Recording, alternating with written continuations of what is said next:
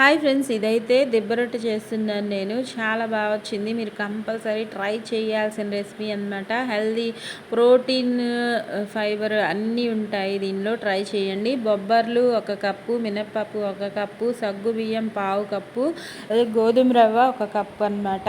అవన్నీ నైట్ అంతా నానబెట్టేసుకొని మార్నింగ్ అంతా ఇలా మిక్సీ పట్టుకోండి. కొద్దిగా బరకగా పట్టుకోండి. టేస్ట్ యమ్మీగా ఉంటుంది. మిక్సీ పట్టుకున్న రెస్ట్ ఏం అవసరం లేదు ఈ పిండికి అయితే. ఇంకా సాల్ట్ 1 స్పూన్ అంత, మీకు సరిపడంత సాల్ట్ వేసుకొని చక్కగా మిక్స్ చేసుకొని, ఆయిల్ మాత్రం 2 స్పూన్స్ వేసేసుకొని, దిబ్బ రొట్టెకి ఎలా వేసుకుంటామో సేమ్ యాజ్ టీజ్గా నేను చూపించిన విధంగా వీడియోలో అలా వేసుకోండి. Super taste. లేకపోతే నాకు కామెంట్స్లో పెట్టండి. అసలు క్రిస్పీగా చాలా బాగా వచ్చింది.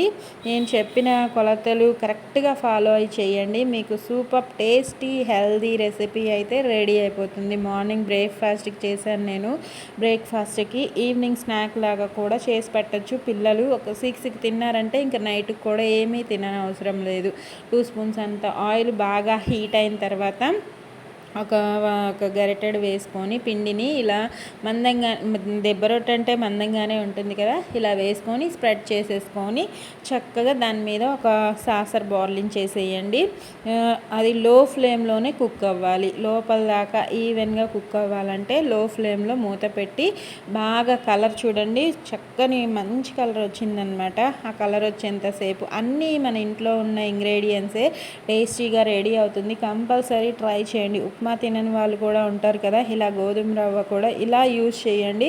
సూపర్ టేస్టీగా. లేకపోతే నాకు కామెంట్స్లో పెట్టండి. టర్న్ చేసిన తర్వాత మూత అవసరం లేదు.